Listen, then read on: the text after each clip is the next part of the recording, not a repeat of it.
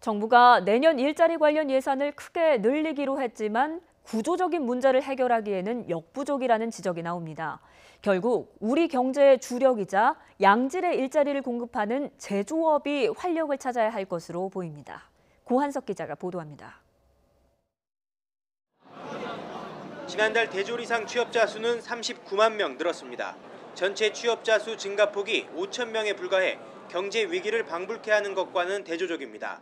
대졸 이상 취업자 증가폭은 고용시장이 급격히 침체된 올해 상반기에도 매달 20만에서 30만 명 내외를 유지하면서 안정적인 모습을 보입니다.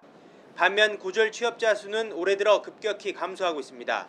지난해만 해도 소폭 늘었지만 2월부터 감소하기 시작해 지난달에는 28만 명 넘게 급감했습니다. 이뿐만 아니라 높은 임금을 받고 안정적인 관리직, 전문직 취업자 수는 늘고 상대적으로 저임금에다 고용이 불안정한 기능직, 단순 노무직 취업자는 감소했습니다. 고졸자나 생산직 등 취약계층 일자리 사정이 급격히 악화하면서 고용시장에서도 양극화가 깊어지고 있는 겁니다. 고용 침체가 장기화하면서 장기 실업자도 늘고 있습니다.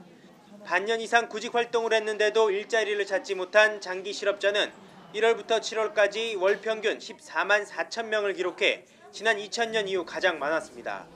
노력해도 일을 구하지 못해 아예 포기한 구직 단념자 역시 월 평균 50만 명을 넘어 고용시장이 구조적으로 악화하고 있다는 경고가 나옵니다.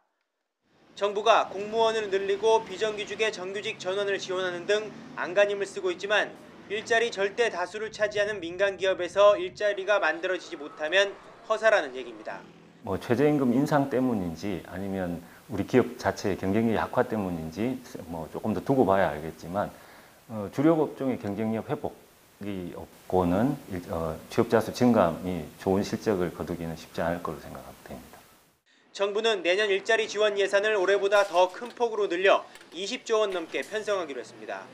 그러나 자동차, 조선 같은 주력 제조업이 살아나고 획기적인 규제 완화와 투자로 혁신이 일어나야 고용시장이 살아날 거라고 전문가들은 지적합니다.